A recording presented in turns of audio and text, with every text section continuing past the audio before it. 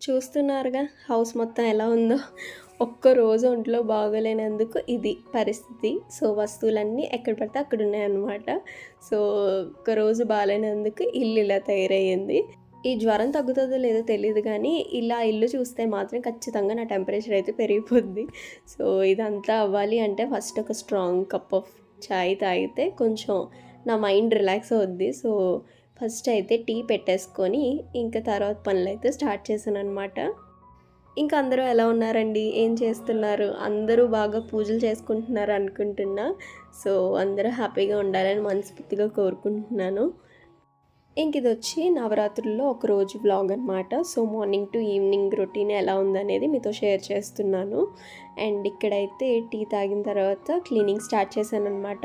Actually ముందు రోజు వరకు కొంచెం ఫీవరిష్‌గా ఉందనమాట. ఇప్పుడు వాతావరణం కూడా అలానే ఉంది.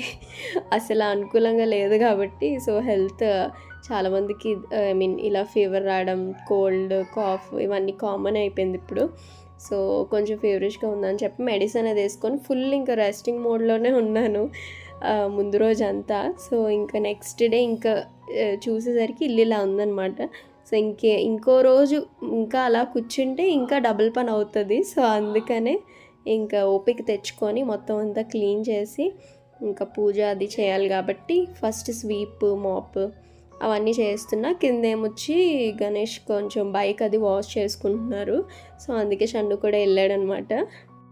ఇక్కడ టేబుల్ కనిపిస్తుందా? ఈ టేబుల్ అసలు ఎందుకేసానో అనిపిస్తది ఒక్కొక్కసారి. సో, నేను యాక్చువల్లీ వర్క్ పర్పస్ కోసమని ఈ టేబుల్ తీసుకున్నా. కానీ అది వర్క్ పర్పస్ కన్నా స్టోరేజ్ పర్పస్ ఎక్కువైపోయింది. సో, దాని మీద ఉండని వస్తువు అంటూ ఉండదు. షన్ను ఏమో తన టాయ్స్ తెచ్చి పెడతాడు. లేదంటే గణేష్ ఏమో తనకి రిలేటెడ్‌వన్నీ ఇంకా అక్కడే ఉంటాయి. ఈవెన్ చార్జర్స్ గానీ, మెడిసిన్ గానీ అవి అసల ఏ ప్లేస్‌లో ఉండాల్సినవి అక్కడుండవు. జస్ట్ ఈ టేబుల్ మీదే ఉంటాయన్నమాట. సో, ఆ టైంలో అనిపిస్తది ఎంత కోపమొస్తదో తీసిన వస్తువు ఒక్కసారి అక్కడ పెట్టేస్తే మళ్ళీ ఇంకో పని అవ్వదది. సో, ఎక్స్‌ట్రా వర్క్ అవ్వదు మనకే.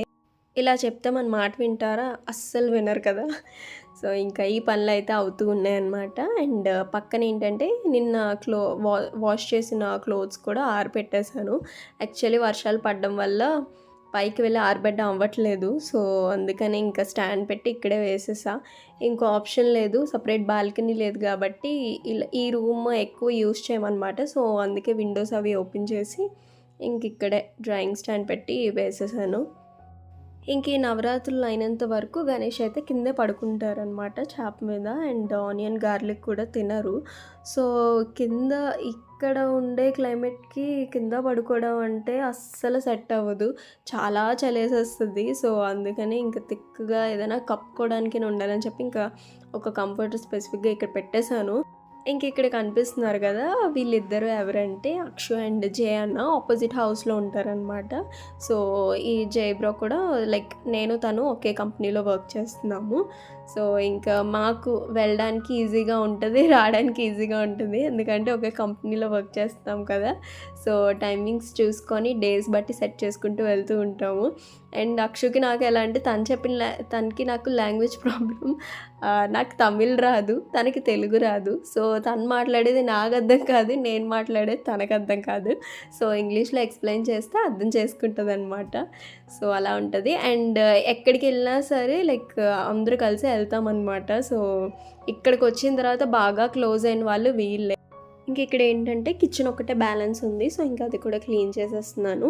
అండ్ ఈరోజు స్టవ్ కూడా క్లీన్ చేశాను. సో, స్టవ్ క్లీన్ చేయడం ఓకే గానీ లైక్ నాకు ఆ మార్క్స్ అయితే పోవట్లేదండి. అసలు నేను దానికోసం ఎన్ని విధాలుగా ట్రై చేశానో ఏవి పెట్టి ట్రై చేసినా సరే ఆ మార్క్స్ అయితే పోవట్లేదు. ఎప్పుడు వాష్ చేసినా ఇంతే. సో, దీనికి ఏదో ఒక సొల్యూషన్ చూడాలి. ఇంకా స్టవ్ మొత్తం క్లీన్ చేసేసిన తర్వాత ముగ్గు పెట్టుకుంటున్నాను. సో, ఏవైనా స్పెషల్ ఒకేషన్స్ ఉన్నప్పుడు లేదా ఆ రోజు నాకు కొంచెం టైం ఉంది అన్నప్పుడు ఇలా నేను ముగ్గు పెట్టుకుంటాను. నాకిష్టం అనమాట. స్టవ్ చుట్టూ ముగ్గు పెట్టుకొని నెక్స్ట్ స్టవ్ మీద పెడతాం కదా! సో, బావుంటాయి అవి. అండ్ మంచిది కూడా అలా పెట్టుకుంటే. సో, అందుకనే పెడుతున్నా. అండ్ యాక్చువల్లీ దానికోసం ఒకటి ఆలోచించాను. సో, అది వర్క్ అవుతదా లేదా అని ఆలోచిస్తున్నాను. So, if in case okay అనుకుంటే ఐ మీన్ సెట్ అయితే నేను మీతో కూడా షేర్ చేస్తాను.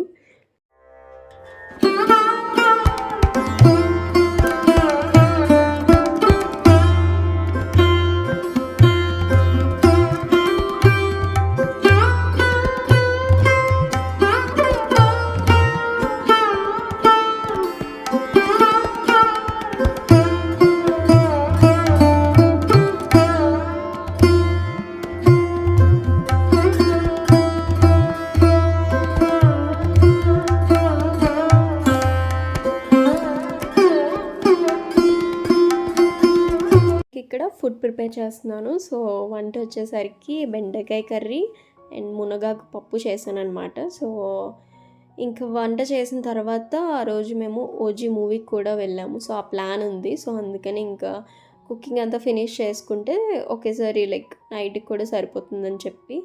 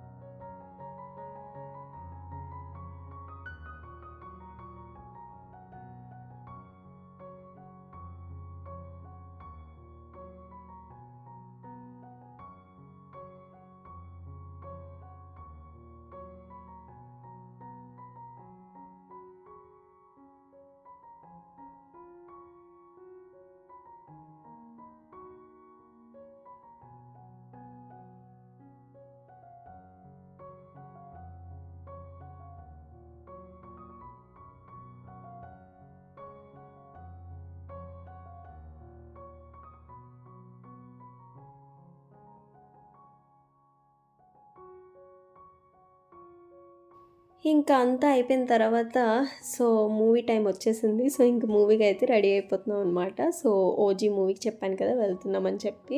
సో మూవీ అయితే నాకు చాలా అంటే చాలా నచ్చింది. సో యాక్షన్ మూవీస్ కానీ ఇలాంటి మూవీస్ ఎంతమందికి నచ్చుతాయో నాకు తెలీదు. బట్ పవన్ కళ్యాణ్ గారి మూవీ అనగానే ఆ ఫీలింగే వేరు నిజంగా. సో నాకైతే చాలా అంటే చాలా నచ్చింది. మూవీ అయితే సూపర్ చాలా బాగుంది. అండ్ ఇంకిక్కడ షన్నుని రెడీ చేయడం అనేది ఒక పెద్ద టాస్క్ అనమాట. సో ఇప్పుడు బిగ్ బాస్‌లో టాస్క్స్ ఎలా ఉంటాయో దానికన్నా పెద్ద టాస్క్. సో చిన్నపిల్లల్ని రెడీ చేయడం అనేది అసలు ఒక్క 5 లైక్ ఆ జీన్స్ ఏసినంత వరకు కూడా ఉండడండి. ఎంత పేచీ పెడతాడో అండ్ చాలా సెలెక్టివ్. ఒకటి డ్రెస్ ఇచ్చాను అంటే అది వద్దు నాకు ఇంకొకటి కావాలి అని తన కబోర్డ్ దగ్గర తీసుకెళ్ళి ఇంకొకటి తీసినంత వరకు ఊరుకోడు.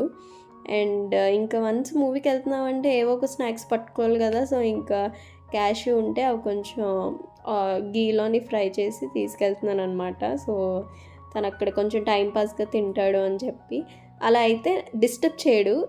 ఫ్రాంక్గా చెప్పాలంటే మూవీ ఉన్నంతసేపు చూస్తాడు. లేదు అంటే ఇంకా బయటికి తీసుకెళ్ళమని అడుగుతాడు.